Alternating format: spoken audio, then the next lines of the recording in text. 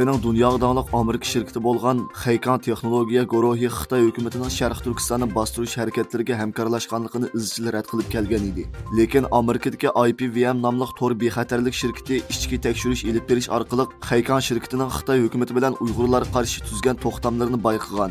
Amerikadagi Axios Store'ning xabar qilishicha, IPVM tor bexatarlik shirkati Xeykang shirkatining Uyg'ur diyoridagi saqchi tarmoqlari bilan tuzgan ba'zi to'xtamlarga erishgan. Axios'ning xabarda aytilishicha, IPVM shirkatining Axios Store'ni ta'minlagan uchurlardan Xeykangning rayondagi saqchi tarmoqlari bilan tuzgan to'xtamlarida Uyg'urlarning bir butun millat sifatida nishonga ilinganligi ma'lum bo'lgan. Angliya Tashqi ishlar ministrligi mablag' bilan ta'minlagan bir dokladga qaraganda, mazkur davlat yashaydigan Uyg'urlarning 60% Xitoy jasuslarining parakanchiligiga uchragan va oilasi Xitoy hokimiyati ostida bo'lg'achqa tahdidga uchrab, bir-biriga jasuslik qilishga majburlangan. Xitoy tahdidiga uchragan kishilarning ba'zilarida Uyg'urlar yig'ilgan namoyishlarda rasmga tortib avatib berish talab qilingan bo'lib, ba'zilari xalqaro kechirim tashkilot qatorliq tashkilotlarga kirib doklad o'g'irlashga buyurilgan. Xitoy bu usullar bilan Uyg'ur jamoatchiligida davolg'ush va ishonchsizlik paydo qilishni maqsad qilgan. Sheffield universitetining bir tadqiqotchisi ilib borgan tadqiqotning bir qismi sifatida Angliya, Turkiya va Tailanddagi Uyg'urlar ziyorat qilingan.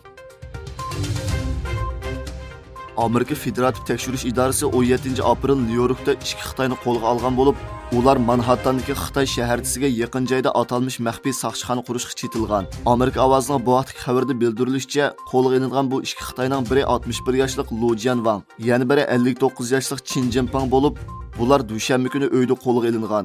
Lu familiyalik Xitoy Nyu-York Changli jamiyatining raisi bo'lgan. Chin familiyalik Xitoy bo'lsa bosh kotib bo'lgan.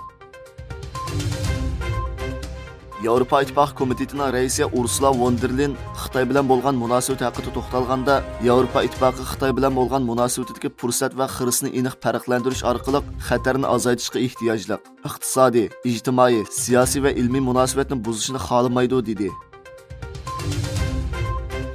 Xitoy Tashqi ishlar ministrligining bayonotchisi Wang Wenbin Tayvan masalasining Xitoyning ichki masalasi ekanligini qayta ta'kidlab, 7 davlat guruhini bir Xitoy prinsipini qat'iy qo'llashga chaqirdi.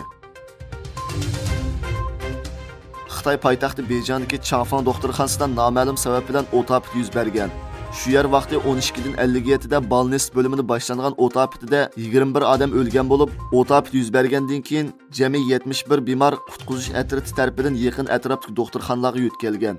İjtimoiy taratqularda ham baharlangan sinlarda bir kishining derazaga esilgan parda bilan o'zini yerga otganligi, ba'zi kishilarning deraza ostidagi havo tangshig'ichga chiqib olib, qutuldirilishini saqlayotganligi ko'rilgan.